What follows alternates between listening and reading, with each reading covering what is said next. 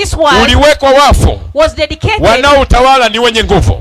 and those who rule it are powerful. Ndio maana ufalme wa Mungu sio dini. That is why the kingdom of God Ufalme is wa not a Mungu ni religion. nguvu. The kingdom of God is Kama nguvu power. ulikuwa unaiona hapa, If you are seeing that manake power ufalme here, it umeshashuka. means the kingdom Kama of God is uamini already maandiko here. yanasema, If you do not believe the tangu scripture siku says, za Yohana from the Mbatizaji days of John the mpaka Baptist sasa ufalme wa until Mungu now, the kingdom of unapatikana kwa God nguvu. suffered violence. Unapatikana kwa nguvu. Violence. Unapoiona nguvu ya Mungu, When you manake see the ufalme wake power of God, umekuja. it means the kingdom of God is there. Bwana Yesu asifiwe. Praise Jesus. Sema amen. Say amen. Sema haleluya. Say hallelujah. Unaona Wakristo wengi You see many Christians, wanasali hawajaacha dhambi, they worship but they are still sinning. lakini wakati wa misiba But during the wanaweka misalaba burial ceremony, they wear crosses.